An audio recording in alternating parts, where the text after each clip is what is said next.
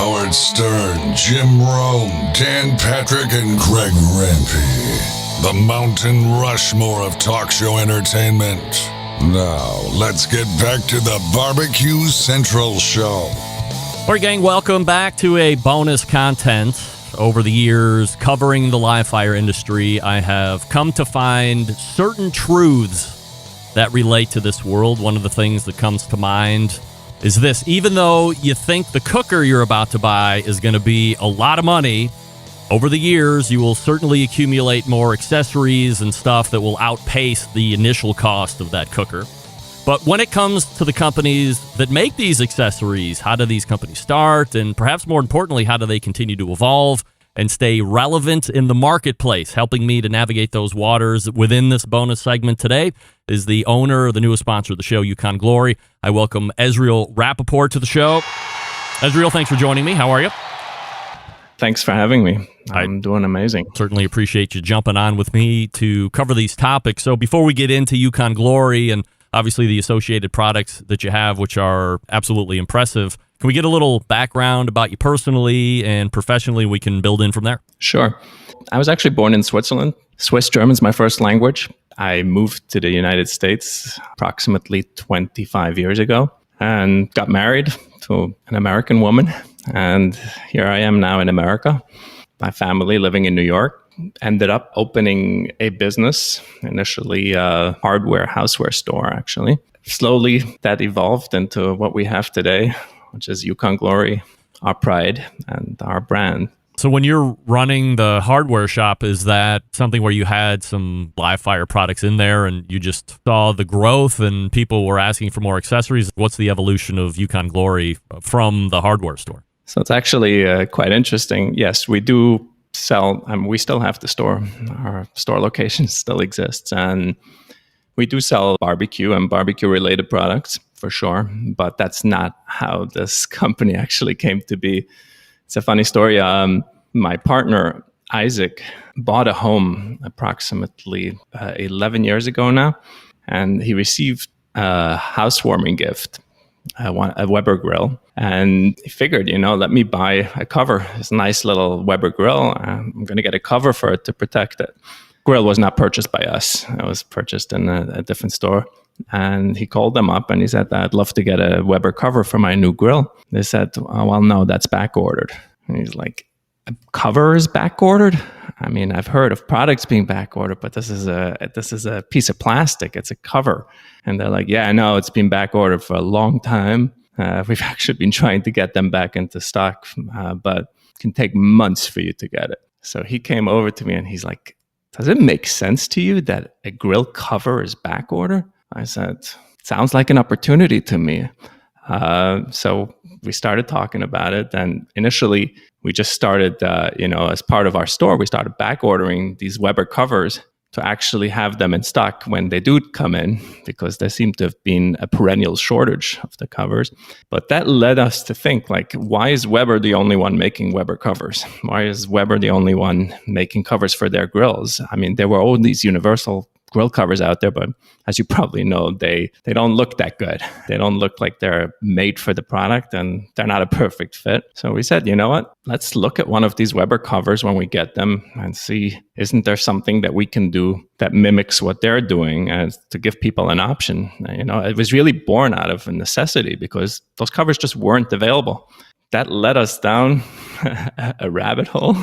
Definitely a very long learning experience. It actually started by us creating a perfectly fitting cover for the Weber grill that Isaac received as his housewarming gift. We launched with that cover, and that's how the company was born. So the flagship product is born over a grill cover. I can see business opportunities much like you did, but then there's the whole rubber to the road aspect. What are the next steps you have to do in order to... So you had to get the cover in. Obviously, you had to review it. I have no idea who you're having also put eyeballs on that thing to see, well, here's material or here's how the sketch might work. And then at some point, you either have to get in contact with a manufacturer yourself. Did you have relationships with any manufacturers or a partner that was going to help you try and make these things? Or this is all learning experiences right from Jump Street? Good question.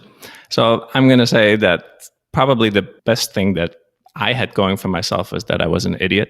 Probably just not knowing what was involved is what actually allowed us to go down that path ultimately. So you asked a couple of questions, and good questions, really. Like, how do you make sure that things are right? And, we thought initially, hey, why don't we take one of these Weber covers and go on Alibaba and find some Chinese manufacturer that has the ability to mimic the material, or maybe put in a couple of changes to make it more interesting and potentially solve some problems. And you know what? We have a product, right? Turns out that once you're in it, you end up just like being sucked deeper and deeper. But we definitely had to learn everything about stitching and different types of polyesters and thicknesses of material and fading in the sun and logo printing. And it was definitely a lot of fun. But I think that only because we did not know what was involved is what actually allowed us to venture into that. Were there points during this process where it did become overwhelming, or you and your partner were like, oh my God, I can't believe there's this much stuff involved in trying to get where we need to go? Yes, it was. There were definitely points like that. But the interesting thing is that those points that did not actually come all the way in the beginning. It was almost somewhat smooth sailing on that first. We happened to have hit onto a really good factory, and we got that first batch, and it was good. And there was really good demand for it. There was pretty immediate uptake in the market, and we thought, oh wow, we've got a winner here. It was only really 6 months in, when we were reordering and starting to look first of all for different grill models and etc. But we ended up getting another order in of the product, or we thought was the same product, but it turned out that the manufacturer had saved themselves money by using a lower gauge polyester and doing, a single stitch version of the product rather than a double stitched. And initially all was well. We sold the products, but we started getting complaints that they were tearing at the seams and that they were fading in the sun. And here we are, this young company, we were riding high for a little bit, and we were just like pulled right back down. It was definitely very interesting, but I actually want to just elaborate on that. When I was saying that I was an idiot, I mean it. A lot of times now when people ask me like for business advice, I say, be an idiot. Don't overthink it, because you're going to run into a lot of problems. Whether you know everything or don't know everything, you're going to run into problems. And the only benefit that you have by knowing everything is that you're never going to even attempt it, because you're going to know all the problems you're going to run into. Being a little bit of an idiot is actually a quite healthy thing that allows you to venture into new things and to discover new things. So just wanted to put that out there. Were you selling your Yukon Glory covers through the storefront only, or had you also begun to devise a web presence at that point? That's a good question. Yeah, so we started off initially in the store. We got it up on Amazon, and that obviously took it to a whole nother level. At that point, we were literally the only manufacturer out there in the world that made specific covers for grills other than the manufacturers themselves. So since they never had any stock on their covers, we ended up just like exploding in the market. And you know how big the market is for these grills, and specifically, so they were flying off the shelf, and it was definitely very, very exciting in the beginning. How do you evolve over the years once you really set yourself firm into the aftermarket space with these grill covers? I would assume since they're doing so well, you're also now building a reputation for somebody that's able to build a product that nobody else seems to have been able to do. Also, you're providing a product that the manufacturers themselves have trouble providing to the customers for their own grills that they're selling. At what point do you start to say, we've done it here, now what else should we be looking at to start building out a products portfolio? So I'd love to answer that was just brilliance, but really we were forced into it. Initially, we were just expanding the covers to fit more models, more grills, even more manufacturers. But pretty soon, on Amazon, people see that you have a successful product and they start copying you. And if you look today, for example, the amount of people that make specific covers for Weber grills and other grills, in the aftermarket space has grown exponentially. And some point we were really starting to get pushed out of the market. We never really had thought about going past the space of covers. We had to take a better look at ourselves and say, hey, who are we? What are we really providing to our customers? And that made us question, what are we really doing? We made a decision from the get-go that we're going to provide a premium product, not one of those cheap covers that you can buy in a discount store for $7. We wanted to use the best materials, the best stitching, and why don't we do this with other barbecue products? We're not going to be able to compete long-term in a space that ultimately is going to become a commodity space. And we went out there and started looking for an engineer to start designing our own products. That itself is actually quite a funny story because we had no idea how to look for an engineer or a designer. We happened to have been by this Kickstarter conference, and just this guy walking around over there, and he's like, yeah, I designed this really cool speaker and I'm going to bring it to market. And he had been working on the speaker for like years, and we're like, dude, why don't you come join us? And you can keep working on your speaker and do your thing, but maybe help us develop some products. So this guy comes in and he's like, okay, I'm going to need a CNC machine. And we end up just straight up, we buy all this equipment. Wow, and, blind faith, right? Yeah. A couple of years, it's really exciting. We're developing this product, but we realized that we never actually completed any products. Everything was like almost completed.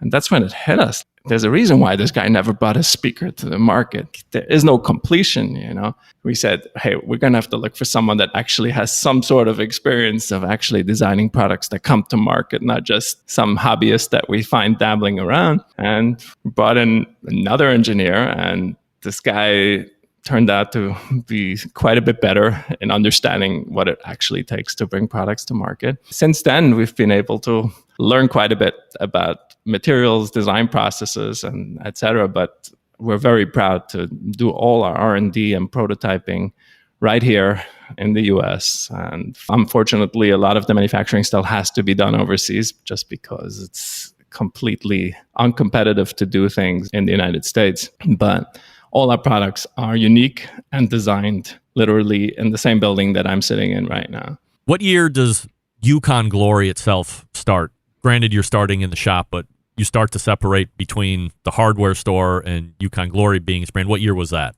Pretty immediate. We realized pretty quickly that this is really a separate business, and we're appealing to a broader market than our customer base locally. We said, you know what, let's just do this. Let's build a brand. As I said, we went through a bunch of these humps, and we really had a pretty difficult time initially to redirect when we were pushed against the wall, but identifying ourselves as a company. Initially, the company actually had a different name. We always knew that we wanted to capture the spirit of the American freedom and openness and ruggedness. So our original name was Glorious Montana. Montana, like reflecting like that ideal of this beautiful, open, rugged American space. And it worked really well until we were sued for trademark infringement. It seemed that there was another company that had a Montana trademark, not even an active trademark, but another business lesson that we learned. We had to rebrand. So the Yukon is probably one of the most open and rugged territories in the world. And we felt that if we're going to have to switch away from Montana, we wanted really something that reflected that quest for the openness and the freedom that goes along with the American spirit. I didn't know at the time that Yukon was in Canada, by the way. It's part of North America. It's the same thing, right? Pretty much, yeah. In those initial years, you get that first engineer, you graduate to second engineer that can bring stuff to market, and you're establishing yourself within the industry. Are all of the subsequent products to a certain point just things that you and whoever else is part of Yukon Glory at that point saying, hey, I see this on Amazon or I see this on a store shelf. The concept is good, the execution is poor, and we can build a better mousetrap in that regard. Are those products just from your guys mind at that point? That's an excellent question. No, we don't reverse engineer our products. The idea of just making a better version of someone else's horse did not appeal to us. Initially, we tried it. I'm not going to lie. When we were first evolving past the grill cover space, we said, hey, why don't we add in another feature, or why don't we make an existing product better? But pretty quickly, we decided that we're going to make products that actually make the grilling experience a better experience, and we're not going to base it based on what anybody else is making. So, we looked at issues that people are facing or what would possibly enhance. And, there's obviously going to be overlap. There's going to be products that are similar to other products in the market, but our design process never starts by looking at someone else's product. We look at how can I make it better? How can I make the experience better? One of them is, for example, the grill and serve system, where we looked at and we said, how do people actually take things off the grill and serve them? There's a little bit of a missing link there. You have this really hot item.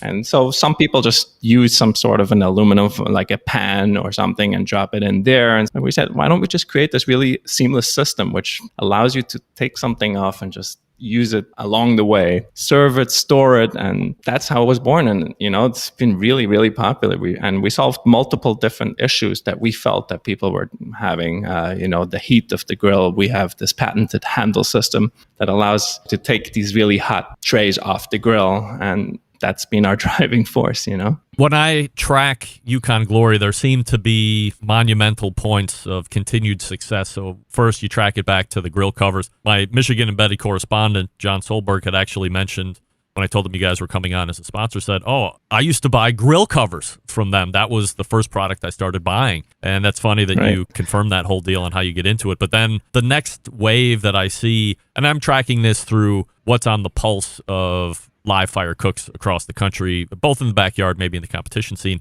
is the whole development and explosion of flat top cooking, specifically on that Blackstone cooker. There's some Me Too products that have come out too by Blue Rhino and some of these others, but relatively the same in shape, size, concept, and how it's going to work. You guys took real advantage, and I mean advantage in a good way, of seeing this cooker, seeing it get really popular, really among all backyards across the country, and then giving products to help enhance that flat top cooking experience, right? Yeah, and you mentioned Blackstone, and Blackstone in many ways really came out of nowhere. That time, griddling, it's been around forever, but the idea that enhances what people do in their outdoor spaces and their grilling experience, that's a relatively new concept. And we recognized early on that this was going to be a very important development in this space. Again, we have this product out there, right? It's designed for Blackstone, but currently we already have versions that fit others as well. How does someone griddle?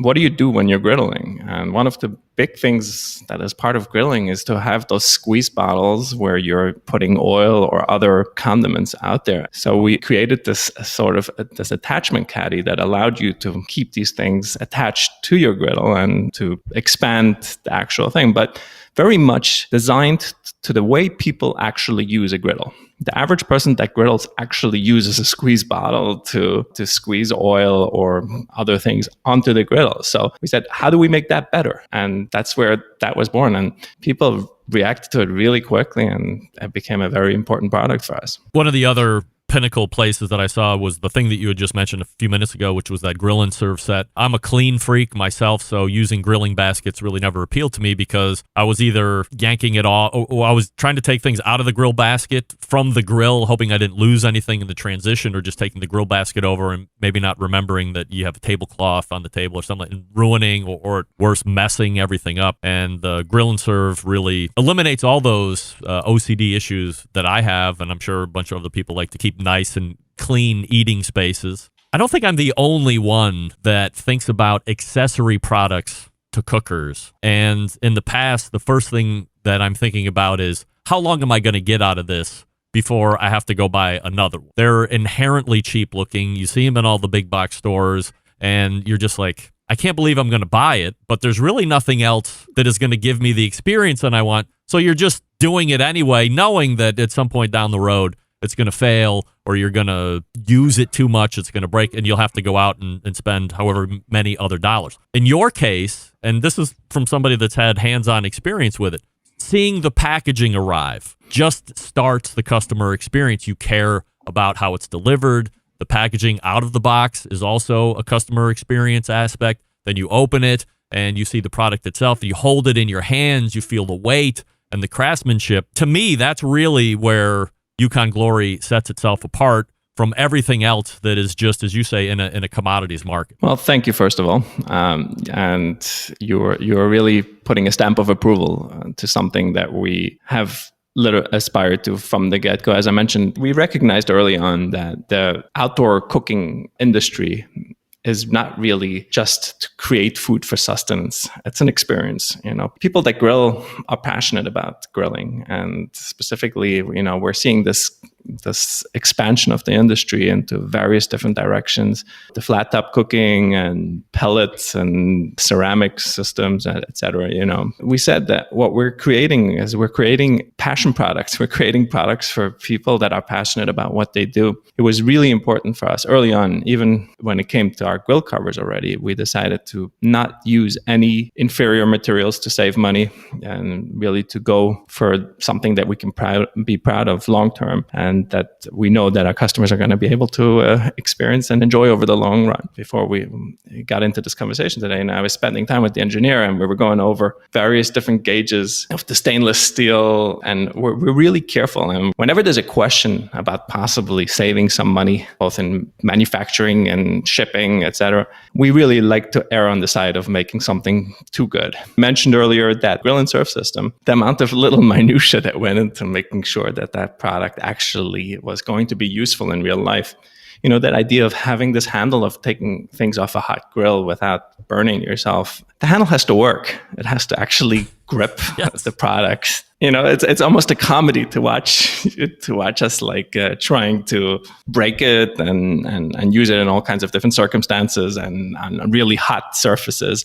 But it's really only the beginning. We take a system like that, and there's going to be a whole bunch of products that are going to continuously enhance this particular system. So once you get into it, you're going to have various different inserts and other enhancements which really allow you to, I can't give away too many details because the products are not yet to market, but there's over 10 products that are in the pipeline that are going to make that system even much, much more exciting. All right. Well, that was one of the follow-up questions I had towards the end, was as far as anything new. So we have no less than 10 new products to be waiting for here through the next handful of months or so. Let's talk a little bit about protecting yourself as a business. I kind of knew about it, but then with Traeger buying Meter a handful of weeks ago, and then you also see both Traeger and Weber going out for IPO. Weber had bought a smart microwave company or some smart oven company, June. And what I realized is where a younger me might have thought they're trying to grow by buying something else and just ingesting their customer base, what they're really doing is buying patents. That really seems to be on trend. Maybe that's always been the thing that everybody's really been after, or maybe it's a mix of both. So as you're bringing new stuff to market, you're not re-engineering, as you say. How are you protecting yourself? Do you get through all of development and then in process you hammer something final out and then immediately go to the patent board or the trademark board to protect yourself? Yes.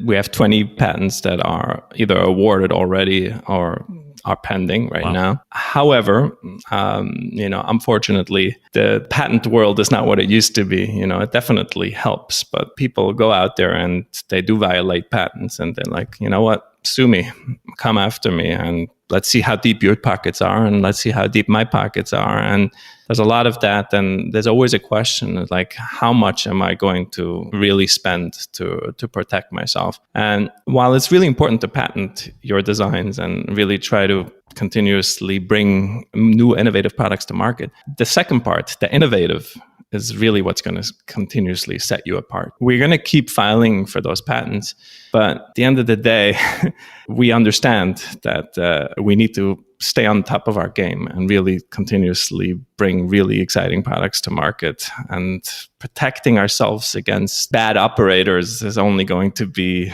limited. When we talk about research and development being done here, you're based out of Brooklyn, New York, correct? Yes.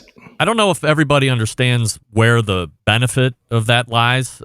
To me, I see it as having the professionals here directly, but then it's you and the engineer and whoever else is around you trying to conceptualize all these great new accessories to help the grilling experience. You're messing around with it all the time. As you said, it's kind of a comedy to watch you try and make things fail or break things or use them in a way that you think other potential buyers and consumers will use them. Is that the biggest benefit to having R&D done here in the States, do you think? The items that you mentioned are definitely super important. I can't stress enough in general that the difference between a product in your mind and a product in real life can be very, very significant. No matter how good you are in conceptualizing things, no matter how good your ideas are, until you actually hold it and see it and touch it and play with it, you're going to be limited. Now, imagine using an overseas engineering and design team. Whenever they come up with a new design and they send you a prototype, there can be weeks and weeks of products, and very rarely is the product exactly what you want it to be on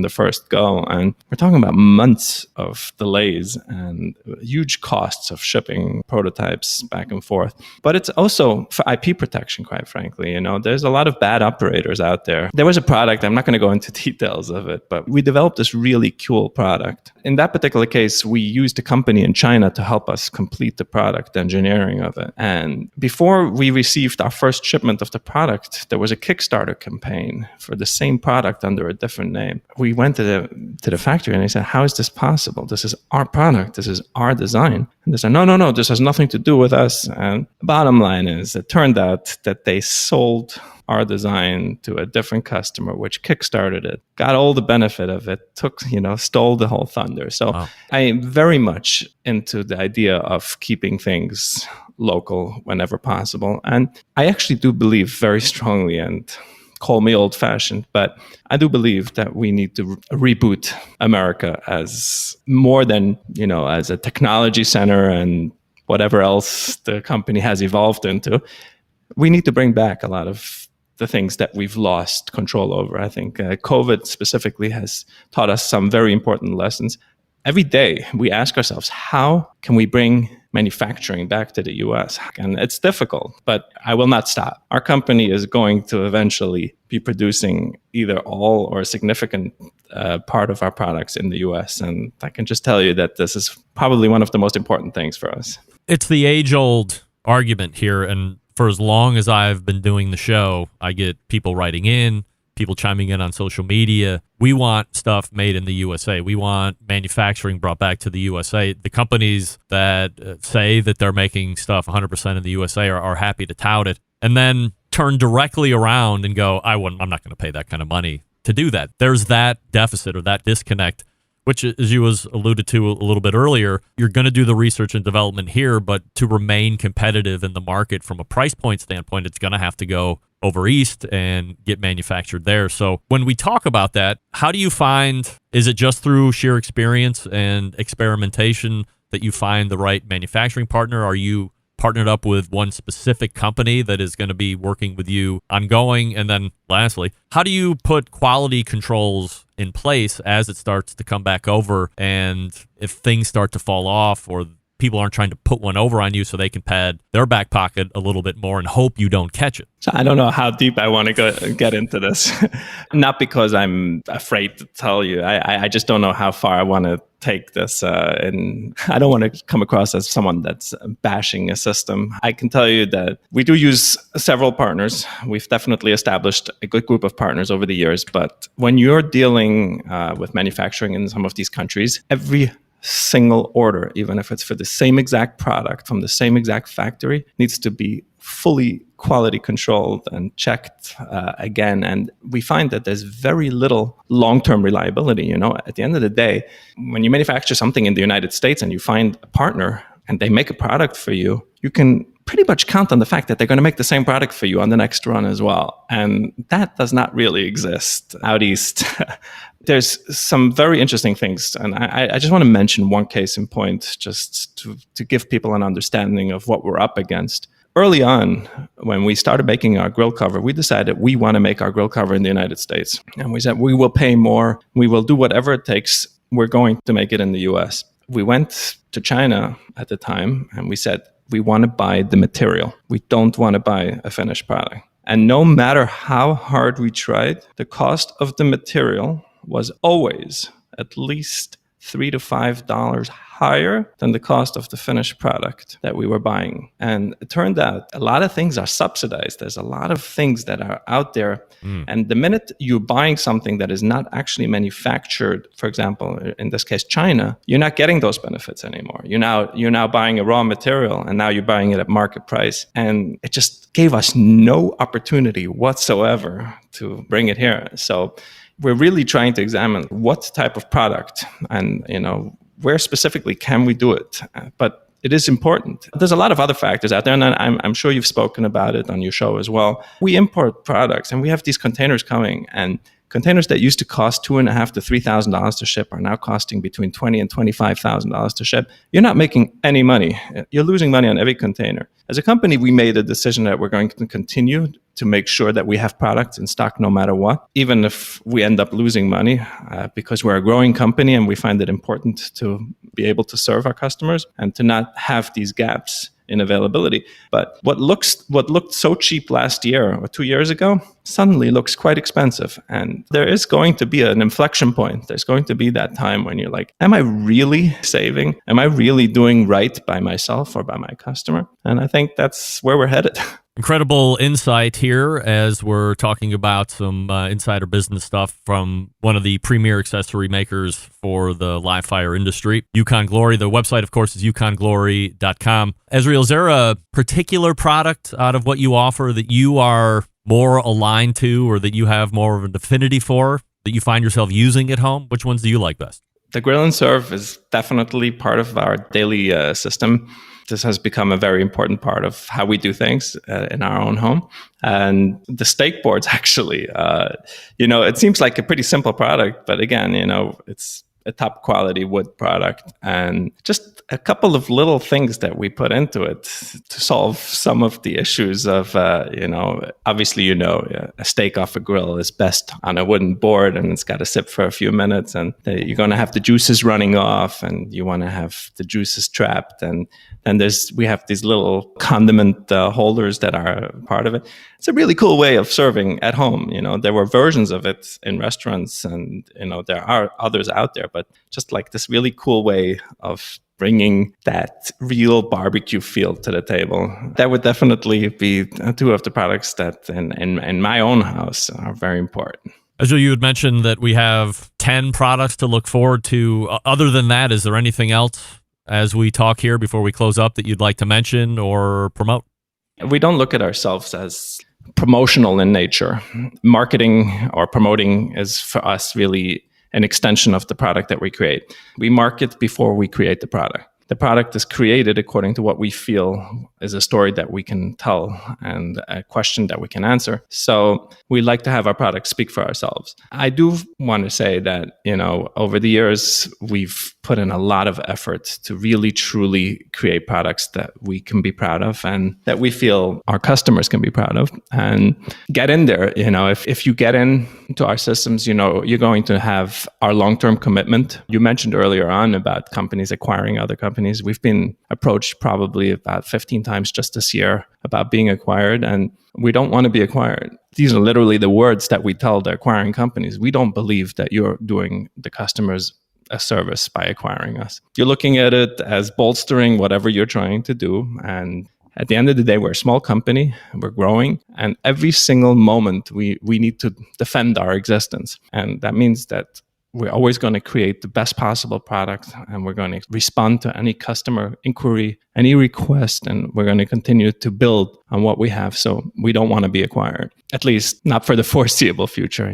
Who knows what the long term will bring. And the other thing is that if you do get into one of our systems, such as the grill and serve system, you'll know that we're going to continuously innovate, and the system itself is just going to keep getting better and better, and it's going to give you more and more opportunities to continuously enhance your experience. So we'd love to have you join the family. Looking forward to serving you for the long term. Superior insight from the superior accessory maker out there in the live fire industry, Yukon Glory's Esriel Rappaport joining me. Esriel, really appreciate the conversation today. Thanks so much. Thank you. Wowee. Eye-opening, insightful, and hopefully motivating. He didn't promote it, but I will. YukonGlory.com, the website. Social media handles at Yukon Glory as well. Through the rest of the month. And I'm looking to get it extended 10% off your entire order when you go to YukonGlory.com and use promo code 10Central, 10 Central all together. You can save 10% off the grill and serve system, the steak wood serving trays, and all the other stuff. The flagship product of grill covers, and the list runs on and on. Plus new products to be looking forward to over the course of the next many months. It doesn't get any better than that. All right, we're lined up for next Tuesday, or this coming Tuesday, of course, for a live show. How do I always leave you? September 11th, 2001. I will never forget. And until next Tuesday at 9 p.m. Eastern, this is your program host and proud U.S. American, Greg Rempe. Good night now.